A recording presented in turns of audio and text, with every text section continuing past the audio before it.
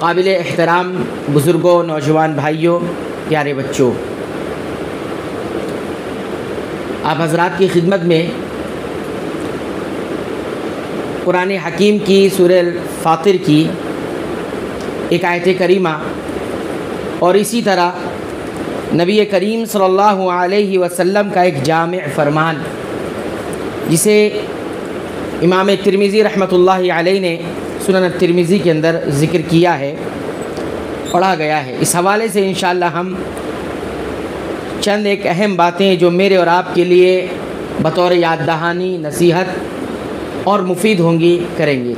अल्लाह ताला से दुआ है रब्बुल आलमीन तू मुझे हक़ बात कहने यानी किताब व सुन्नत के मुताबिक कहने और उन तमाम बातों को हम सबको याद रखने, उस पर गौर करने के बाद उस पर अमल करने और अमल के बाद दूसरों तक तमा हक़ को पहुँचाने की तौफ़ीक़ अता फ़रमा, आमीन। सहाबी रसूल अबू ज़र ग़िफ़ारी रज़ियल्लाहु ताला अन्हु, जिनका असल नाम जुंदब इब्ने जुनादा या जुंदुब इब्ने जुनादा है, बड़े प्यारे सहाबी थे।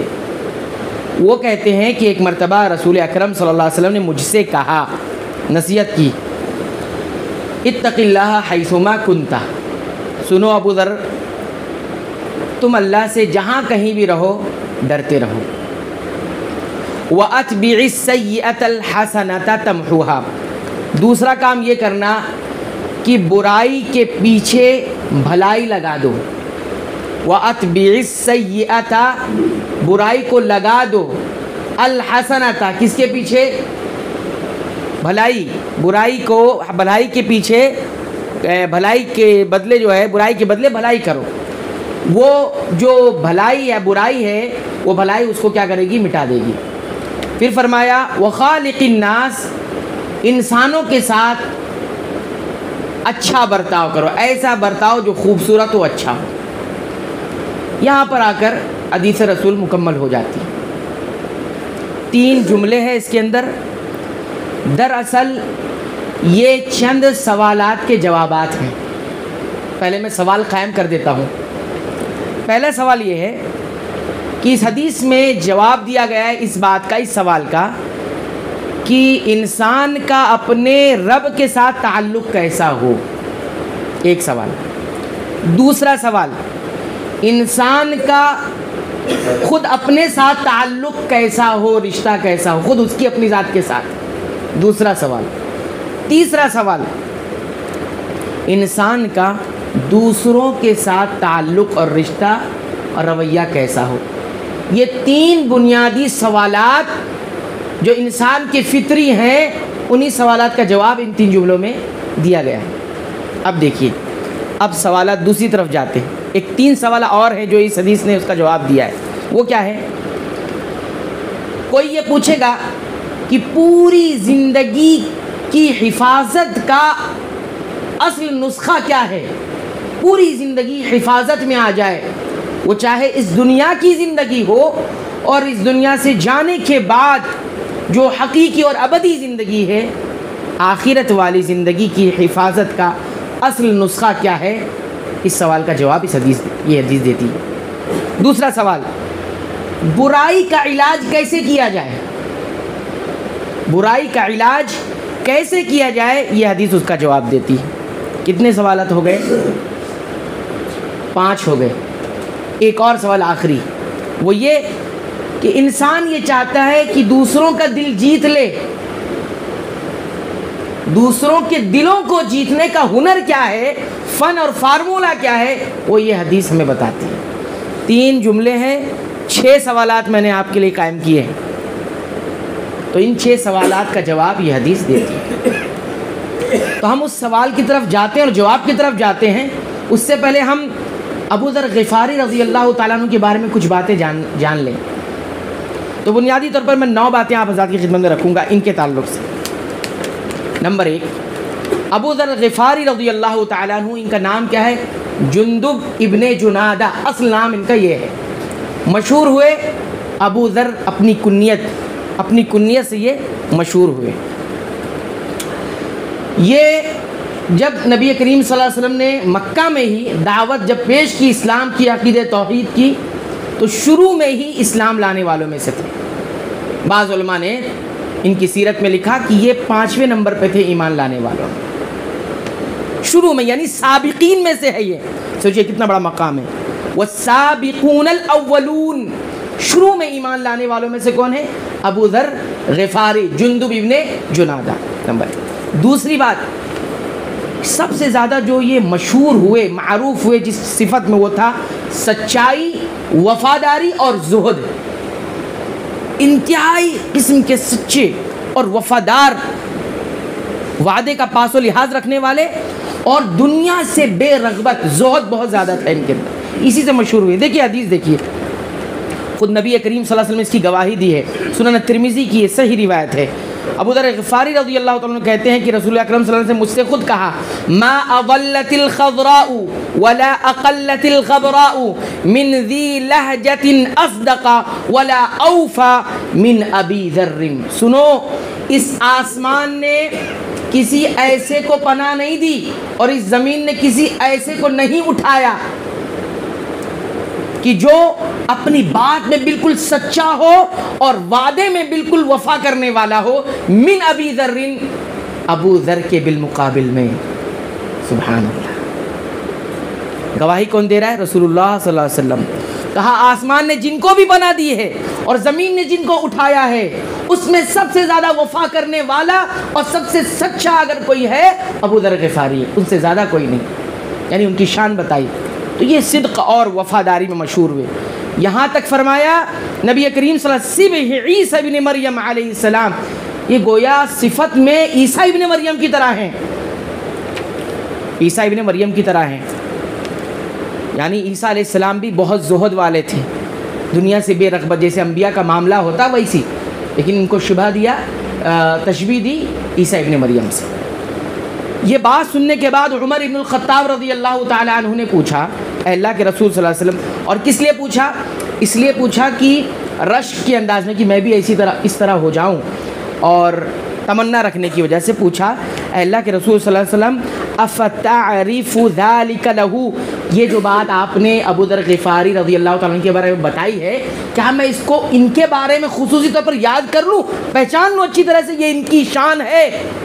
इससे मालूम हुआ कि सहाबे किराम के मकाम और मर्तबे को जानना, ये खुद सहाबे किराम का मनहज है। समझ में आ रही है बात?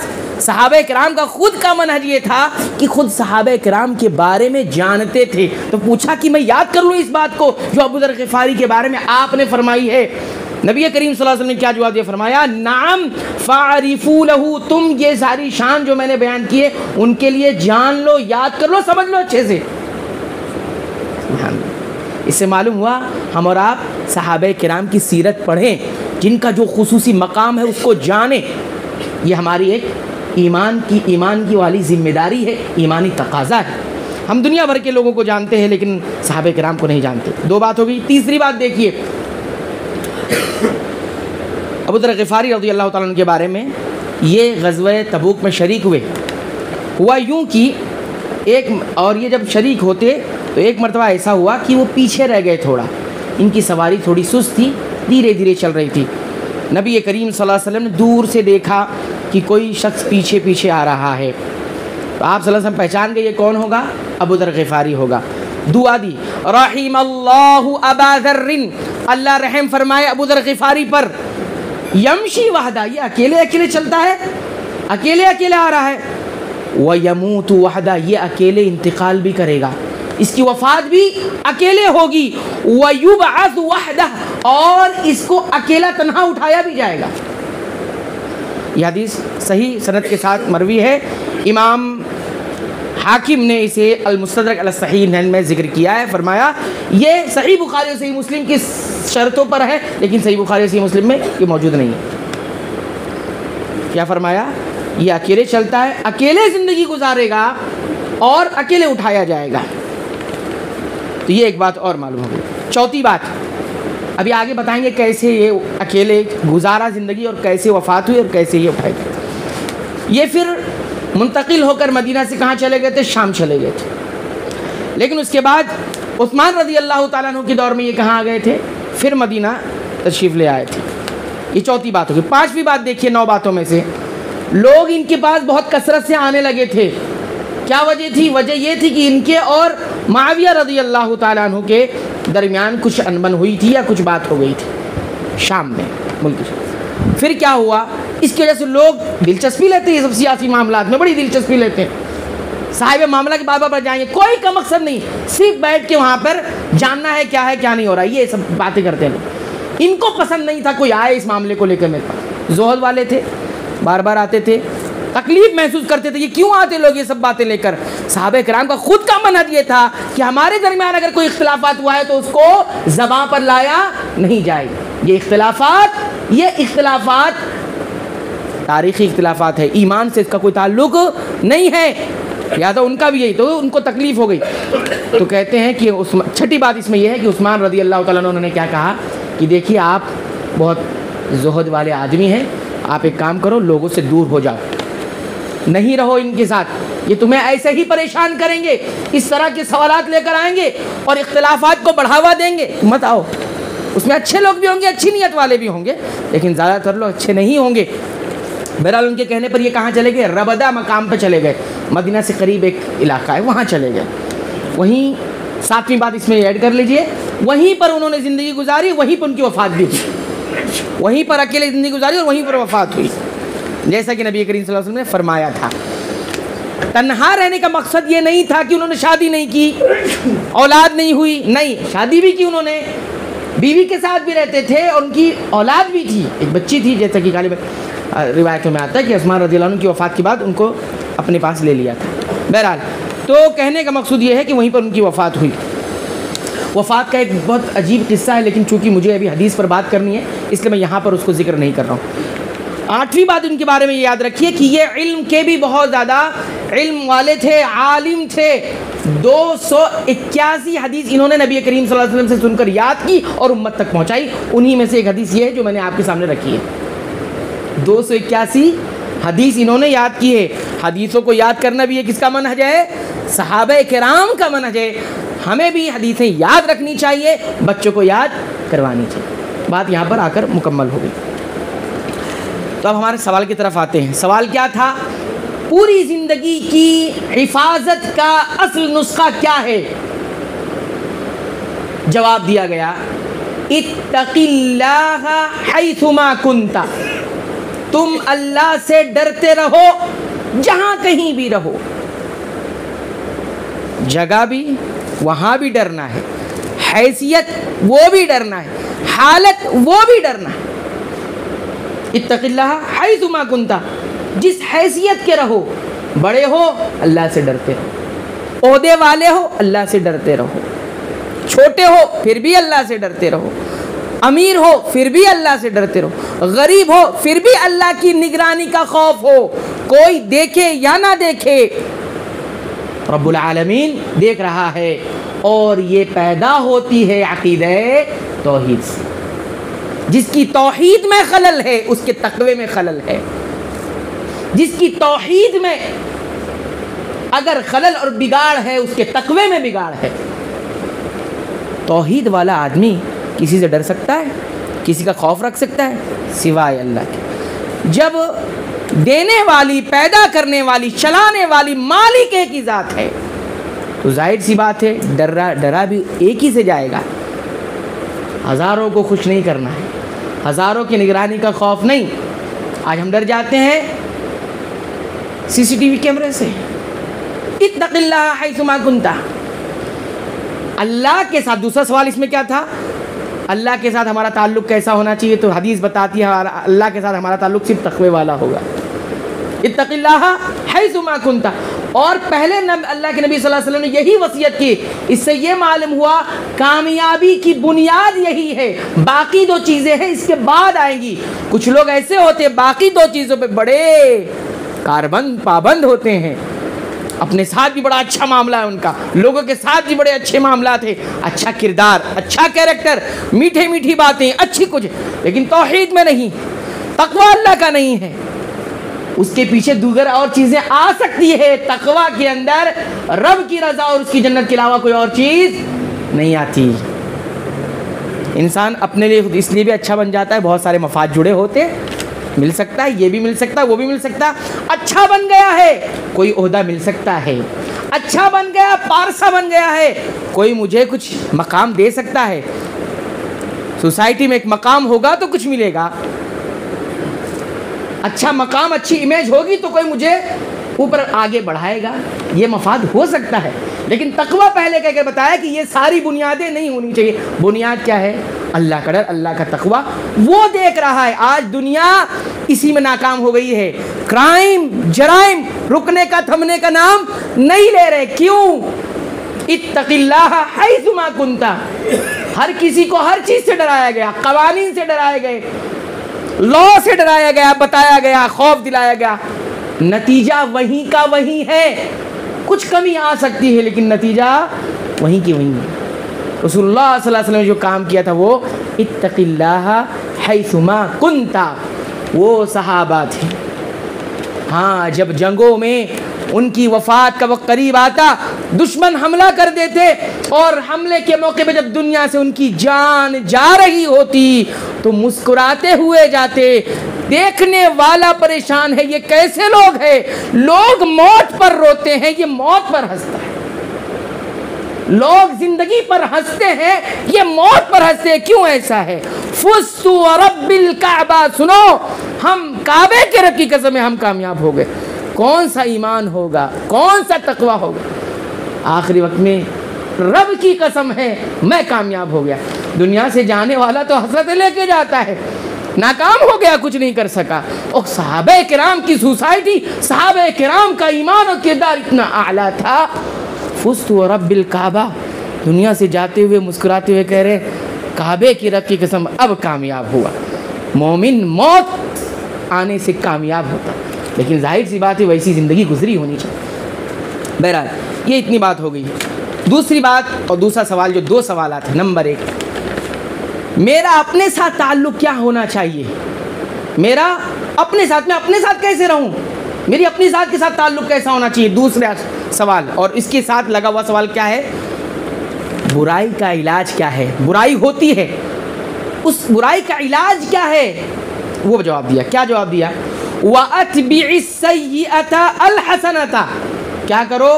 तुम बुराई को लगा दो, बुराई के साथ लगा दो। किसको? अल हसना, भलाई को। ये बताया जा रहा है कि खुद के साथ अगर ऐसा रहो कि अगर बुराई तुमसे हो जाती है तो भलाई करो, उसको लेकर बैठो नहीं। बुराई हो गई, गुनाह हो गया, मासियत हो गई, नाफरमानी हो गई, मायूस होनी। अब शुरू करो यहाँ से कि भलाई होगी इसके बाद। और दूसरे सवाल का जवाब क्या हुआ उसमें? वो ये सवाल क्या था हमारा सवाल ये था कि बुराई का इलाज क्या है? तो बुराई का इलाज किससे किया जाता है? भलाई से किया जाता है। कहीं एक जगह गड़बड़ी हुई है तो और गड़बड़ी नहीं करना है, वरना गड़बड़ी से बिगाड़ ही पैदा होगा। एक आदमी ने अगर मासियत की, आपने अगर की, तो उसका इलाज है। इलाज ये है कि आप फिर भलाई शुरू करें, बुराई मत करें। एक झूठ बोला गया है तो 100 लोग और ना झूठ बोलना शुरू कर दें। ठीक है, बुराई हो गई, गलत हो गया, भलाई करें। देखिए साहबा किस तरह से अमल करते थे। हज़रत अब्दुल्ला इब्न उमर, उनके बारे में आता है कि रात में उनका मामूल था कुछ रकाते नमाज पढ़ने का, तिलावत करने का। वो एक दिन हुआ कि छूट गया, हो गई बुराई, हो गई एक वो जो उनका मामूल था टूट गया। यहाँ पर ये वो वाली बुराई नहीं है कि जिसको हम गुनाह की में रखेंगे। ये सिर्फ एक कोताही हुई है, जो मामूल था उस मामूल से हट गए हैं। तिलावत नहीं हो सकी, रात को जाग नहीं सके, कुछ रकातें पढ़ ना सके, ये छूट गया था। कहते हैं अगले दिन क्या करते थे? रोज़ा रख लेते थे। वो जो रात में छूट गया है अगले दिन उस भलाई से उसकी भरपाई कर दी जाए।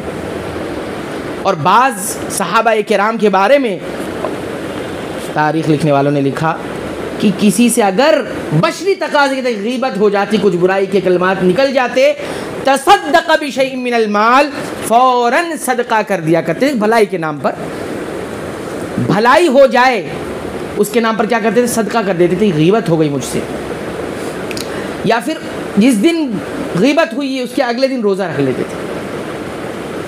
इतना नहीं, आप देखिए उमर रज़ी अल्लाह ताला अन्हु का क्या मामूल था।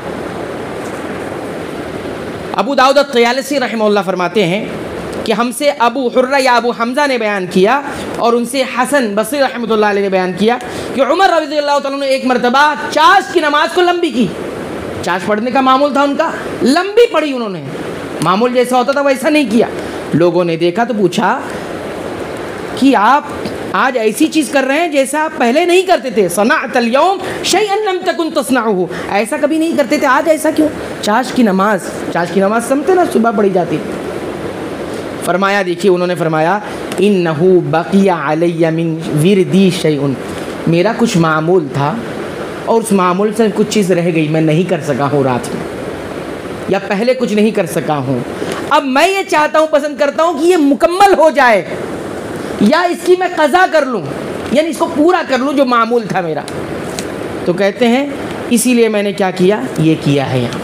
तो सोचा नमाज भी लंबी या तवील इसलिए की जाती थी कि कुछ कोताही हो गई है। हालांकि ये कोताही ऐसी नहीं थी जो गुनाह की कैटेगरी में आती हो, जो मासियत की उसमें आती थी, लेकिन और फिर तिलावत की, वो देखिए आप कुरान हकीम सूरह अल-फुरक़ान 62 नंबर की तिलावत करके, आयत की तिलावत करके कहा वहुवल्लज़ी जअलल लैला वन्नहारा खिलफतल लिमन अरादा अन यज़्ज़करा औ अरादा शुकूरा।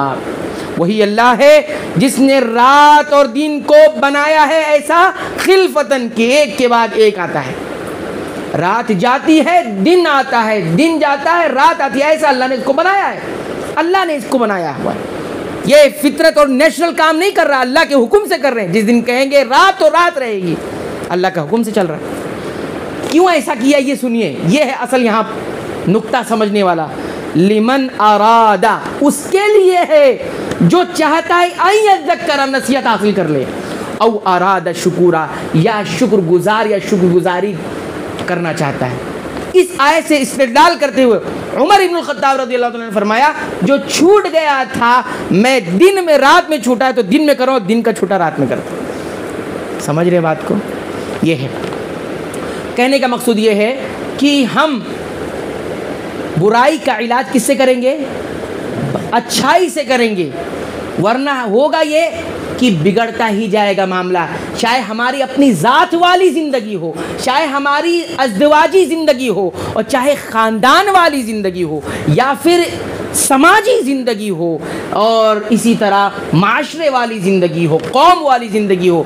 बुराई का इलाज इस्लाम में बुराई नहीं रखा गया है, भलाई रखा गया। ये इस बात को गिरे मान लो, बड़े सुकून में। नंबर 3 जो नबी करीम सल्लल्लाहु अलैहि वसल्लम ने नसीहत की वो ये है वखालिकिन नासा बिखुलुकिन हसन।